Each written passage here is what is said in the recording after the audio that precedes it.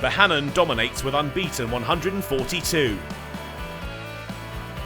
Lancashire had to be patient on day one, but when their opportunities did come, they grasped them firmly. Hassan Ali leading the charge with 6 for 47 to restrict Gloucestershire to 252, despite a 113-run opening partnership between Chris Dent and Marcus Harris.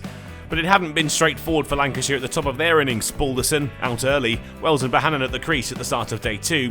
But it was plain sailing for the pair. Little troubled them. The score ticked on, 50 up with a Wells boundary that almost floored his partner at the other end.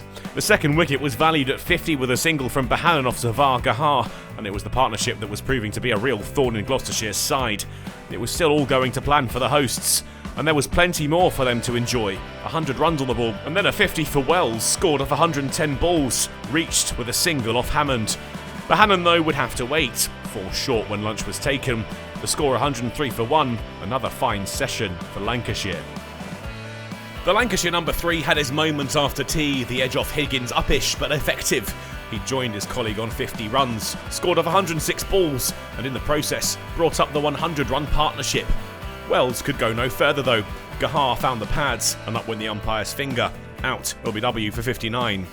Croft found scoring opportunities hard to come by initially, but he was happy to play the foil to Bohannon, who continued his charge. He was taking Lancashire's deficit below 3 figures now. Try as they might, Gloucestershire couldn't find a route through either man, the partnership going from strength to strength as the session ticked on. By the time they reached tea, the score was now 6 runs shy of 200, the deficit just 58, and Bohannon was 2 runs away from 100 of his own.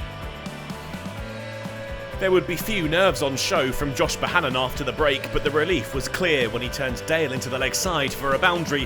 100 runs, his off 213 balls. Lancashire now up to 200. His stand with Croft was worth 100 runs with a single off Gahar. Bohannon had scored 66 of them. He would have to bid adieu to his partner though, after plugging away for hours. Gloucestershire had their 3rd wicket, Croft bowled by Gahar. Bohannon didn't rest on his laurels. The captain was now at the other end with the best seat in the house as the number 3 kept up the pressure. Lancashire into the lead and showing few signs of letting up. They put on 50 runs for the 4th wicket, Villas with the final scoring shot of the day to get them there. And at the end of the day, a strong Lancashire position had become a dominant one. Bohannon strolled off unbeaten on 142, Villas on 39, and the lead now 37 runs. With 7 wickets in hand, the hosts will feel they've got a platform from which they can go on and win this game. Gloucestershire, though, will return to Emirates Old Trafford on day 3, determined to deny them too much progress, though, despite the punishment they'd endured at the hands of the hosts.